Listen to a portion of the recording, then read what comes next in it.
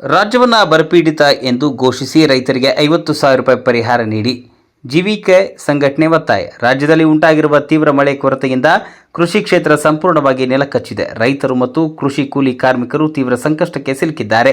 ಈ ಹಿನ್ನೆಲೆಯಲ್ಲಿ ರಾಜ್ಯ ಸರ್ಕಾರ ತಕ್ಷಣವೇ ಕರ್ನಾಟಕವನ್ನು ಬರಪೀಡಿತ ರಾಜ್ಯ ಎಂದು ಘೋಷಿಸಬೇಕೆಂದು ಜೀವಿಕೆ ಸಂಘಟನೆಯ ತಾಲೂಕು ಸಂಚಾಲಕ ಶ್ರೀನಿವಾಸ್ ಒತ್ತಾಯಿಸಿದರು. ನಗರದ ಕಾರ್ಯನಿರತ ಪತ್ರಕರ್ತರ ಸಂಘದ ಭವನದಲ್ಲಿ ನಡೆದ ಪತ್ರಿಕಾಗೋಷ್ಠಿಯಲ್ಲಿ ಮಾತನಾಡಿದ ಅವರು, ಸರ್ಕಾರದ ಮುಂದೆ ಪ್ರಮುಖ ಬೇಡಿಕೆಗಳನ್ನು ಮಂಡಿಸಿದರು. ಪ್ರಮುಖ ಬೇಡಿಕೆಗಳು: ಪರಿಹಾರಧನ, ಬೆಳೆ ನಷ್ಟ ಅನುಭವಿಸಿದ ಪ್ರತಿಯೊಬ್ಬ ರೈತನಿಗೆ 50,000 ರೂಪಾಯಿ ಪರಿಹಾರ ನೀಡಬೇಕು.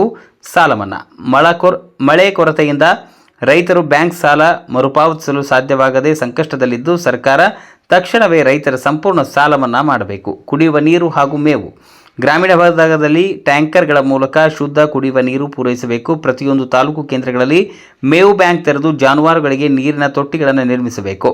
ಉದ್ಯೋಗ ಖಾತರಿ, ಕೃಷಿ ಕಾರ್ಮಿಕರು ಕೆಲಸವಿಲ್ಲದೆ ನಗರಗಳಲ್ಲಿ ವಲಸೆ ಹೋಗುವುದನ್ನು ತಪ್ಪಿಸಲು ನರೇಗಾ ಅಡಿಯಲ್ಲಿ ದಿನಗೂಲಿ ಪ್ರಮಾಣ ಹೆಚ್ಚಿಸಿ ತಕ್ಷಣವೇ ಉದ್ಯೋಗ ಒದಗಿಸಬೇಕು. ಆರ್ಥಿಕ ನೆರವು, ಬಡವರ ಮೇಲಿನ GST ಹೊರೆ ತಗ್ಗಿಸಿ ಸಿಗಬೇಕಾದ ಮೀಸಲಾತಿ ಹಾಗೂ ಆರ್ಥಿಕ ಸೌಲಭ್ಯಗಳನ್ನು ತಕ್ಷಣವೇ ಬಿಡುಗಡೆ ಮಾಡಬೇಕು. ಈ ಪತ್ರಿಕಾಗೋಷ್ಠಿಯಲ್ಲಿ ಕರ್ನಾಟಕ ಜೀತದಾಳು ಮತ್ತು ಕೃಷಿ ಕಾರ್ಮಿಕರ ಒಕ್ಕೂಟದ ಅಧ್ಯಕ್ಷ P. ನರಸಿಂಹಪ್ಪ, ಲುಬಿನಿ ಸಂಸ್ಥೆಯ ಮೂರ್ತಿ ಮೈತ್ರಿ ಹಾಗೂ ಜೀವಿಕೆ ಸಂಘದ ಸಂಘಟನೆಯ ಮುನಿಯಪ್ಪ ಉಪಸ್ಥಿತರಿದ್ದರು. ವರದಿ ಬಚ್ಚಹಳ್ಳಿ ಲೋಕೇಶ್, ಶಿಡ್ಲಘಟ್ಟ. ಪ್ರೀತಿಯ ನಮಸ್ಕಾರಗಳು. ಈ ದಿನ ನಮ್ಮ ಶಿಡ್ಲಘಟ್ಟ ತಾಲೂಕು ಆಗಿರ್ಬೋದು, ಆಮೇಲೆ ಚಿಕ್ಕಬಳ್ಳಾಪುರ ಜಿಲ್ಲೆ ಆಗಿರ್ಬೋದು, ಕರ್ನಾಟಕ ರಾಜ್ಯ ಆಗಿರ್ಬೋದು, ಇಲ್ಲಿ ಮಳೆ ನಿರೀಕ್ಷಿತ ಪ್ರಮಾಣದಲ್ಲಿ ಬೀಳುತ್ತಿಲ್ಲ. ಆದ್ದರಿಂದ ನಮ್ಮ ತಾಲೂಕು, ಜಿಲ್ಲೆ, ಆಮೇಲೆ ರಾಜ್ಯದಾದ್ಯಂತ ರೈತರು ಸುಮಾರು 67% ರೈತರು ಈ ಮಳೆಯನ್ನ ನಂಬಿಕೊಂಡಿದ್ದಾರೆ. ಯಾವಾಗ ಮಳೆ ಸರಿಯಾದ ಸಮಯಕ್ಕೆ ನಿರೀಕ್ಷಿತ ಪ್ರಮಾಣದಲ್ಲಿ ಬೀಳುತ್ತಿಲ್ವೋ ಆಗ ಏನಾಗುತ್ತಂದ್ರೆ ರೈತರಿಗೆ ತುಂಬಾ ಸಮಸ್ಯೆ ಆಗುತ್ತೆ. ರೈತರಿಗೆ ನೀರಿನ ಕೊರತೆ ಯಾವಾಗ ಆಗುತ್ತೆ ಆ ಸಮಯದಲ್ಲಿ ರೈತರು ಏನು ನಂಬಿಕೊಂಡಿದ್ದಾರೆ ಅವರ ಆ ಕೃಷಿ ಚಟುವಟಿಕೆ ಸರಿಯಾದ ಸಮಯಕ್ಕೆ ಸರಿಯಾದ ನಿರೀಕ್ಷಿತ ಪ್ರಮಾಣದಲ್ಲಿ ಮಳೆ ಬರದೆ ನಿಂತೋಯ್ತು ಅಂತಂದ್ರೆ ಜನರ ಜೀವನ ಮಟ್ಟ ಕುಸಿತದೆ. ಜನರ ಜೀವನ ಮಟ್ಟ ಯಾವಾಗ ಕುಸಿತದೆ ಆಗ ಜನರಿಗೆ ಆಹಾರದ ಅಭದ್ರತೆ ಬರುತ್ತೆ. ಆಮೇಲೆ ಗ್ರಾಮಗಳಲ್ಲಿ ಸ್ವಚ್ಛತೆ ಇರಲ್ಲ, ಆಮೇಲೆ ಕುಡಿಯೋ ನೀರಿನ ವ್ಯವಸ್ಥೆ ಇರಲ್ಲ, ಆಮೇಲೆ ಅವ್ರಿಗೆ ಮೂಲಭೂತವಾದಂತ ಸೌಕರ್ಯಗಳು ಅವ್ರಿಗೆ ಸಿಗುವ ರೀತಿಯಲ್ಲಿ ಆಗೋದಿಲ್ಲ. ಮಳೆ ಯಾವಾಗ ಬರ್ತಾ ಇಲ್ಲ ಆವಾಗ ತಾಲೂಕ್ ಪಂಚಾಯತಿ ಆಗಿರ್ಬೋದು, ಜಿಲ್ಲಾ ಪಂಚಾಯತ್ ಆಗಿರ್ಬೋದು, ಮುನ್ನೆಚ್ಚರಿಕೆ ಕ್ರಮಗಳನ್ನು ವಹಿಸಿಕೊಂಡು ಜನರಿಗೆ ಈ ಮೂಲಭೂತ ಸೌಕರ್ಯಗಳನ್ನು ಒದಗಿಸಿಕೊಡಲು ಏನೇನು ಅವಕಾಶಗಳಿದೆ ಅದ್ರ ಬಗ್ಗೆ ಚಿಂತನೆ ಮಾಡಿ ಜನಪ್ರತಿನಿಧಿಗಳಾಗಿರ್ಬೋದು, ಆಮೇಲೆ DC ಆಗಿರ್ಬೋದು, ತಹಶೀಲ್ದಾರ್ಲಾಗಿರ್ಬೋದು, ಇವರೆಲ್ಲರೂ ಕೂಡ ಇದನ್ನು ಗಮನದಲ್ಲಿ ಇಟ್ಕೊಂಡು ರೈತರಿಗೆ ಏನೇನು ಭರಿಸಕ್ಕೆ ಸಾಧ್ಯ ಆಗುತ್ತೆ ಅದನ್ನ ಕೂಡಲೇ ಅವರು ಒಂದು ಕಾರ್ಯಯೋಜನೆಯನ್ನು ತಯಾರು ಮಾಡಿ ಎಲ್ಲಾ ತಾಲೂಕುಗಳಿಗೂ ಕೂಡ ಅವರು ನೀರನ್ನು ಒದಗಿಸುವಂತ ಒಂದು ಕಾರ್ಯಕ್ರಮವನ್ನು ಹಮ್ಮಿಕೊಂಡ್ರೆ ತುಂಬಾ ಒಳ್ಳೆಯದು. ತುಂಬಾ ಧನ್ಯವಾದಗಳು.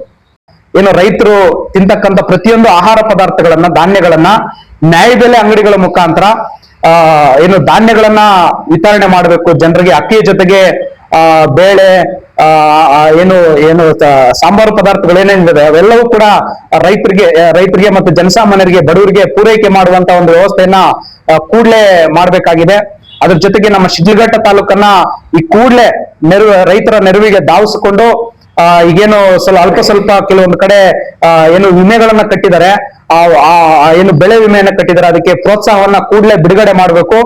50,000 ರೂಪಾಯಿ ಹಣವನ್ನ ಈ ಕೂಡಲೇ ಬಿಡುಗಡೆ ಮಾಡಿದ್ರೆ ಒಂದಷ್ಟು ಜನರಿಗೆ ಅನುಕೂಲ ಆಗ್ತದೆ. ಇಲ್ಲ ಅಂತಂದ್ರೆ ಈ ಒಂದು ಸಂದರ್ಭದಲ್ಲಿ ಬರ ಬಂದ್ಬಿಟ್ಟು ಜನರು ತುಂಬಾ ಏನು ಆಹಾರಕ್ಕೆ ಕೊರತೆ ಉಂಟಾಗುವಂತ ಎಲ್ಲಾ ಬಹುತೇಕ ಲಕ್ಷಣಗಳು ಇಲ್ಲಿ ಕಂಡು ಬರ್ತಾ ಇದೆ. ಹಾಗಾಗಿ ಸರ್ಕಾರ ಯಾವ ರೀತಿ ವೈಜ್ಞಾನಿಕತೆಯನ್ನ ಬಳಸಿಕೊಂಡು ಈ ಒಂದು ರೈತರು ಮತ್ತೆ ಜನಸಾಮಾನ್ಯರಿಗೆ ಸಹಾಯವಾಗುವಂತ ಒಂದು ಎಲ್ಲಾ ರೀತಿಯ ಸೌಲಭ್ಯಗಳನ್ನ ಮಾಡ್ಬೇಕಂತ ಹೇಳ್ಬಿಟ್ಟು ನಾನು ಮಾಧ್ಯಮ ಮುಖಾಂತರ ರಾಜ್ಯ ಸರ್ಕಾರಕ್ಕೆ ಮತ್ತು ನಮ್ಮ ಜಿಲ್ಲಾಡಳಿತಕ್ಕೆ ನಾನು ಒತ್ತಾಯ ಮಾಡ್ತೇನೆ. ಈಗಾಗಲೇ ಏನು CM ಅವರು ಮೊನ್ನೆ ಭಾನುವಾರ ಮೀಟಿಂಗ್ ಅನ್ನ ಕರೆದು ಏನು ಬರದ ಪರಿಸ್ಥಿತಿ ಬಗ್ಗೆ ಏನು ಮಾಹಿತಿಯನ್ನ ಪಡ್ಕೊಂಡಿದ್ದಾರೆ.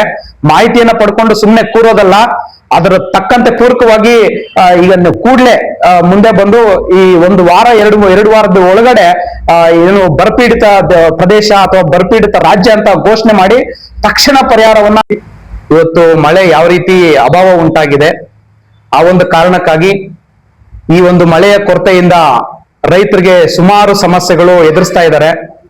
ಅದರಲ್ಲಿ ಮುಖ್ಯವಾಗಿ ಒಂದು 65ರಿಂದ 70% ಕೃಷಿಯನ್ನೇ ಅವಲಂಬಿಸಿರ್ತಕ್ಕಂಥ ಕರ್ನಾಟಕದ ಜನ ಇವತ್ತು ಮಳೆ ಇಲ್ಲದೆ ಇರೋದ್ರಿಂದ ಸುಮಾರು ಸಮಸ್ಯೆಗಳನ್ನ ಎದುರಿಸ್ತಾ ಇದ್ದಾರೆ.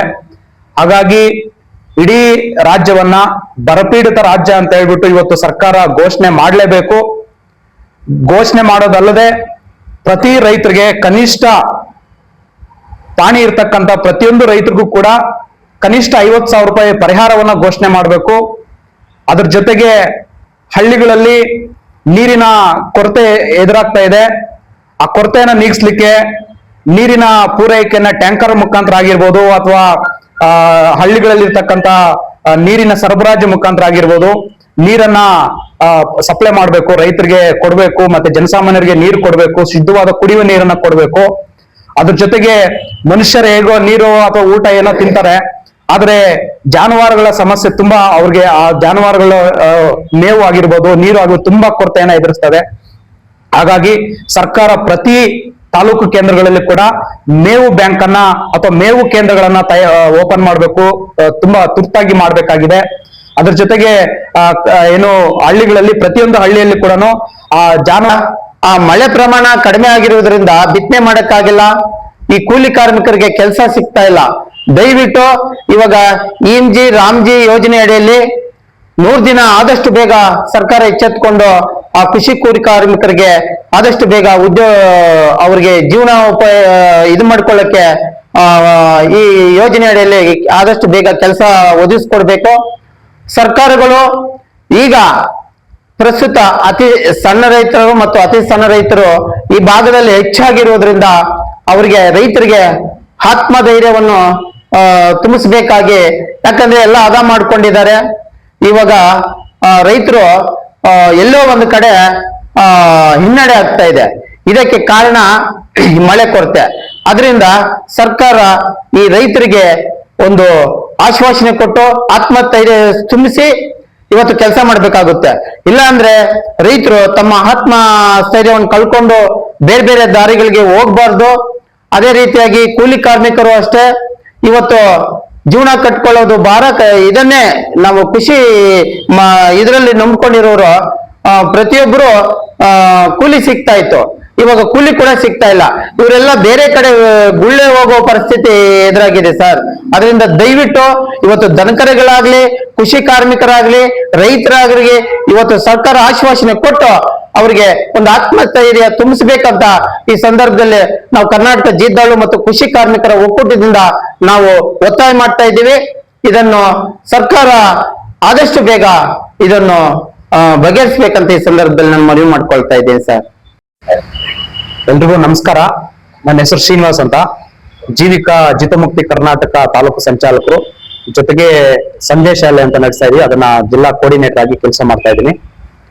ಬಹಳ ಮುಖ್ಯವಾಗಿ ಇವತ್ತಿನ ಮಾಧ್ಯಮ ಗೋಷ್ಠಿ ಮಾಡ್ತಾ ಇರ್ತಕ್ಕಂಥ ಉದ್ದೇಶ ಏನಂತಂದ್ರೆ, ನಾನು ಕರ್ನಾಟಕ ಕೃಷಿ ಕಾರ್ಮಿಕರ ದೀಪದಾರಾಗಿ ಕೆಲಸ ಮಾಡ್ತಾ ಇದ್ದೀವಿ. ಈಗ ಇಡೀ ದೇಶದಲ್ಲಿ ಈ ಬೆಳೆದ ಅಂಗವಾಗಿ ಮಳೆ ಕೊರತೆಯಿಂದ ರೈತರಿಗೆ ಅಪಾರ ನಷ್ಟ ಆಗ್ತಾ ಇದೆ. ಜೊತೆಗೆ ಬ್ಯಾಂಕ್ಗಳಲ್ಲಿ ಸಾಲ ಕೊಡ್ತಾರೆ, ಸಾಲ ಮಾಡೋಣ ರೈತರು. ಆ ಮರ್ಭಾವಧಿಕ ಬ್ಯಾಂಕ್ನವ್ರು ಒಂದು ಕಡೆ ಕೋರ್ಟ್ ಹಾಕಿದ್ರೆ, ಕೆಲವರು ಅಲ್ಲಿದ್ದಾವ್ರೆ ಇವ್ರಿಗೆ ಸಾಲ ಮನ್ನಾ ಮಾಡ್ಬೇಕು ಸರ್ಕಾರದಿಂದ ಅಂತ ನಾವು ಒತ್ತಾಯಿಸ್ತಾ ಇದ್ದೀವಿ. ಈಗ ಈ ರೈತ ಇಲ್ದಾವಾದ್ರೆ, ರೈತನ ಬೆನ್ನೆಲು ಇಲ್ದಾವಾದ್ರೆ ಯಾರಿಗೂ ಆಹಾರ ಸಿಗೋದಿಲ್ಲ. ಆಹಾರ ಕೊರತೆಯಿಂದ ಬಡಬಗ್ಗರಿಗೂ ಈಗ ಕೆಲಸಗಳು ಇಲ್ದಿರ ಅಲಿತಾವ್ರೆ. ಈ ಸರ್ಕಾರ ಎಚ್ಚೆತ್ಕೊಂಡು ನಮ್ಗೆ ಒಂದು ಬೇಗ ಈ ಮೀಸಲಾತಿ ಅನ್ನೋದು ಬಿಡುಗಡೆ ಮಾಡಿಕೊಡ್ಬೇಕು. ಮೊದಲು ಈ ಮೀಸಲಾತಿಯಿಂದ ನಮ್ಗೆ ಇದ್ದಿದ್ದೂ ಕೊರತೆ ಆಗ್ತಾ ಇದೆ. ಯಾವುದಕ್ಕೂ ನಾವು ಮುಂದೆ ಹೋಗ್ತೀರಾ, ಹಿಂದೆ ಬರ್ತೀರಾ, ಅಲಿತಾ ಇದ್ದೀವಿ. ಪ್ರತಿಯೊಂದು ಜಿಲ್ಲೆಗಳಲ್ಲೂ ಅಷ್ಟೇ ಈ ಮೀಸಲಾತಿ ಆದಷ್ಟು ಬೇಗ ನಮ್ಗೆ ಮಾಡಿಕೊಡ್ತಿದ್ದ ಆದ್ರೆ ನಮ್ಮ ಬದುಕು ನಾವು ಕಟ್ಕೊಂತೀವಿ, ನಮ್ಮ ಜೀವನ ನಾವು ಮಾಡ್ಕೊಂತೀವಿ. ರೈತನಿಗೆ ಇವತ್ತು ಈ ಇಡೀ ಅಪಾರವಾದ ನಷ್ಟ ಆಗಿದೆ, ಅವ್ರಿಗೆ ಸಂಕಷ್ಟ ಆಗಿದೆ. ಅವ್ರಿಗೆ ಸರ್ಕಾರ ಎಚ್ಚೆತ್ತುಕೊಂಡು ಈಗಾಗಲೇ ಬೆಳೆದ ಪ್ರದೇಶ ಅಂತ ಏನು ಘೋಷಣೆ ಮಾಡ್ತಾ ಇದ್ದೀರಿ, ಅದಕ್ಕೆ ಆದಷ್ಟು ಬೇಗ ಈ ನಮ್ಮ ಇಲ್ಲಿ ಹೇಳ್ತಾ ಇದ್ರು ನಮ್ಮ ಹಿರಿಯರು, ಅವರು 50,000 ಪರಿಹಾರ ಕೊಟ್ಟರು ಸಾಕಾಗುತ್ತೆ, ಯಾವುದಕ್ಕೂ ಆಗಲ್ಲ. ಮುಂದೆ ಇನ್ನು 3 ವರ್ಷ ನಾವು ಅದಿಬೇಕು ದರ್ಶದಲ್ಲಿ ನಮ್ಮ ಮನೆಗೆ ಬರ್ಬೇಕಾದ್ರೆ ಇನ್ನು 3 ವರ್ಷ ಕಾಯ್ಬೇಕು. 1 ವರ್ಷ ಬೆಳೆ ಹೋದ್ರೆ 3 ವರ್ಷ ನಮ್ಗೆ ಅದು ಕಾಡ್ತಾನೆ ಇರ್ತದೆ. ನಾವೆಲ್ಲೂ ಜೀವನ ಮಾಡಕ್ಕಾಗಲ್ಲ. ಕೂಲಿ ಕಾರ್ಮಿಕರಿಗೆ ಅದು ಆದಷ್ಟು ಬೇಗ ನರೇಗಾ ಸ್ಕೀಮ್ ತಂದು ನಮ್ಗೆ ಬೇಗ ಆದಷ್ಟು ನಿಲ್ಸವ್ರೆ, ಅದನ್ನ ನಿಲ್ಸಬಾರ್ದಾಗಿತ್ತು. ಅದಂಗೆ ನಾವು ನರೇಗಾ ಕೆಲಸದಲ್ಲೇ ಕೂಲಿ ಸಿಗ್ತಾ ಇತ್ತು, ಬೇಕಾದಷ್ಟು ಧಾನ್ಯಗಳು ಕೊಂಡ್ಕೊಂಡಾಗಿತ್ತು. ಬೇಕಾದ GST ಹಾಕ್ಬಿಟ್ಟು ಪ್ರತಿಯೊಂದು ಇದ್ರ ಮೇಲೂ ಅದು GST ಮಾಡ್ಬಿಟ್ಟಾರೆ. ಬಡವರು ಯಾವ ತರ ಬದುಕ್ಬೇಕು ಅನ್ನೋದು ದಿಕ್ಕು ತೋರಿಸ್ತಾ ಇಲ್ಲ. ಅದಕ್ಕೋಸ್ಕರ ಸರ್ಕಾರ ಆದಷ್ಟು ಬೇಗ ನಮ್ಗೆ ಸವಲತ್ತು ಕೊಟ್ರೆ ನಾವು ಒಂದು ಜೀವನ ನಡೆಸೋದಕ್ಕೆ ಅನುಕೂಲ ಮಾಡ್ಬೇಕು ಅಂತ ಈ ಮಾತು